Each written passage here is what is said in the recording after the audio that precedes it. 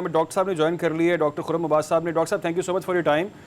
جیسا کہ آپ ایکسپرٹ آف انٹرنیشنل افیئرز ہیں، میں اس لیے آپ سے یہ سوال کرنا چاہوں گا پہلے کہ ہم جو بات کر رہے ہیں کہ بیانیہ مودی نے جو بنانے کی کوشش کی ہے وہ تو اب ایکسپوز ہو چکا ہے، اور پاکستان بھی اس کی کھل کر بات کر رہا ہے اور بالکل فرنٹ فٹ پہ آگے پاکستان بات کر رہا ہے. لیکن آگے سے بیک فٹ پہ انڈیا جاتا ہے اور انڈیا پاکستان کے 16 چینلز کو، یوٹیوب چینلز کو بند کرتا ہے اور کہتا ہے بھائی یہ لوگ جو ہے نا آواز نہ اٹھائیں.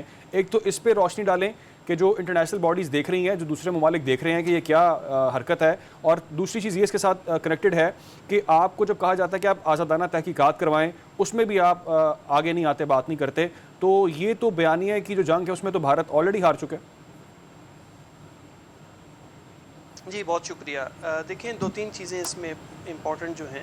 سب سے پہلے تو جو آپ نے جو بات کی ہے 16 چینلز کی جو کہ وہاں پہ بین کیے گئے ہیں، بیسیکلی یہ ایک کلیئر کٹ ایک ڈیموکریسی جو اپنے آپ کو نام نہاد ڈیموکریسی اپنے آپ کو کہتی ہے، اس نے اپنی جو 16 چینل جو پاکستانی 16 چینلز بند کیے ہیں وہ بیسیکلی سچ کا سامنا جو ہے وہ کرنے سے قاصر ہیں. اور ان کو یہ خدشہ ہے کہ کہیں جو یہ 16 چینلز ہیں یہ جو سچ بتا رہے تھے، انکلوڈنگ اس میں ہمارے ساتھ جو پینلسٹ موجود ہیں رضی دادا، سو میں ان کو بھی مبارکباد دیتا ہوں کہ ان کا چینل بھی اس میں موجود ہے. اس سے اندازہ ہوتا ہے کہ کیسے جو ہے وہ یہ سچ بتا رہے تھے اور اس سچ کے جواب میں ان کے پاس کوئی دوسرا جواب نہیں تھا، اور اس جواب کو سننے کی بجائے، اس سچ کو سننے کی بجائے انہوں نے اس کو بین کیا. نمبر 1. نمبر 2، آج ایک نیو یارک ٹائمز میں ایک رپورٹ آئی ہے اور اس رپورٹ کے اندر بتایا گیا کہ پچھلے 3 دن کے اندر منسٹری آف ایکسٹرنل افیئرز جو ہے انڈیا کی، اس نے 100 سے زائد ممالک کے ڈپلومیٹس کو بلایا اور ان کو بریفنگ دی ہے.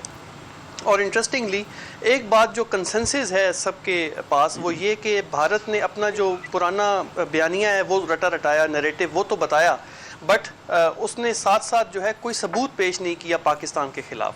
سو ابھی تک کوئی پاکستان کے خلاف ایسا ثبوت پیش کرنے سے قاصر ہے ہندوستان. جبکہ آپ نے جو بات کی، ایک امپورٹنٹ اس میں جو چیز ہے وہ ہے جو UN کے اندر ایک قرارداد پیش کی گئی ہے. بیسیکلی اس قرارداد کو اگر آپ دیکھیں تو اس کے اندر کشمیر کو دوبارہ سے متنازع علاقہ جو ہے وہ ڈکلیئر کیا گیا ہے. سو ہمارے پاکستان کے لیے یہ ایک بہت بڑی سفارتی کامیابی ہے. دوسری طرف آپ دیکھیں تو انٹرنیشنل کمیونٹی ابھی تک ثبوت مانگ رہی ہے، چاہے وہ انٹرنیشنل میڈیا ہے، انٹرنیشنل جو نیوز ایجنسیز ہیں، اور پھر سب سے امپورٹنٹ چائنا کا رول کہ چائنا نے کس طرح سے پاکستان کے ساتھ جو ہے وہ نہ صرف اظہار یکجہتی کا اظہار کیا ہے بلکہ کلیئر کٹ اس نے جو ہے وہ پاکستان کے ساتھ کھڑے رہنے کا اعادہ کیا ہے.